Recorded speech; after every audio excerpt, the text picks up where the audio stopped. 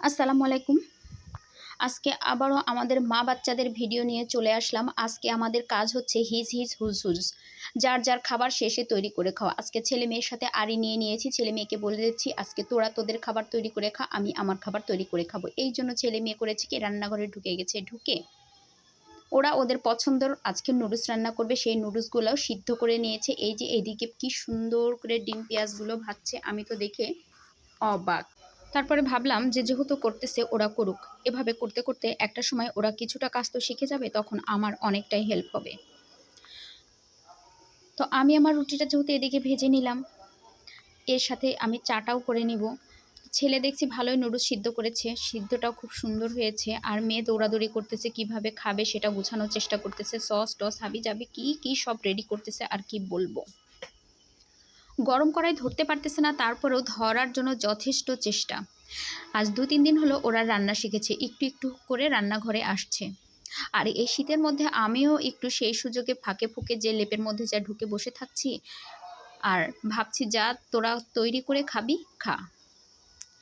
তো গরম কড়াই যেহেতু ধরতে পারছে না, ওদের একটু কষ্ট হচ্ছে, তাই ওদেরকে বললাম দে দেখ কেমন করে ধরে কেমন করে নাড়তে হয়, একটু দেখ, দেখে শিখে নে। তারপরে আমি ওদের কাছ থেকে এতো নিয়ে নাড়াচাড়া করে দিলাম আর দেখিয়ে দিলাম।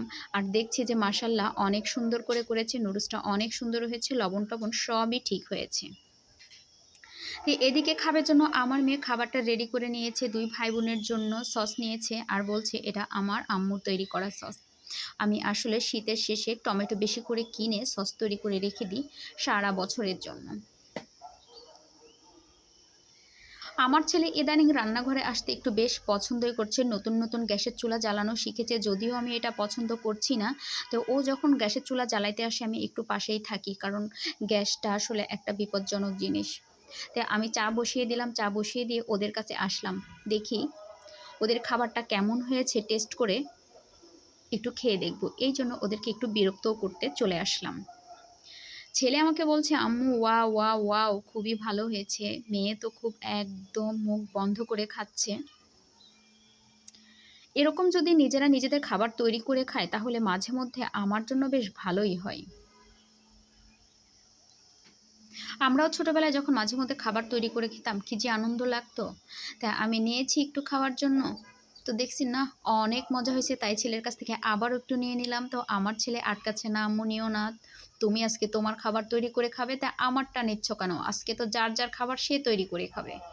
তো আমি এবার বললাম তোদের খাবার একদমই বিচ্ছিরি হয়েছে, যা এক্কেবারে বিচ্ছিরি।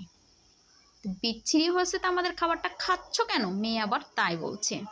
তো আসলেও কথাটা তা নয়, ওদের নুডলসটা অনেক বেশি মজা হয়েছে।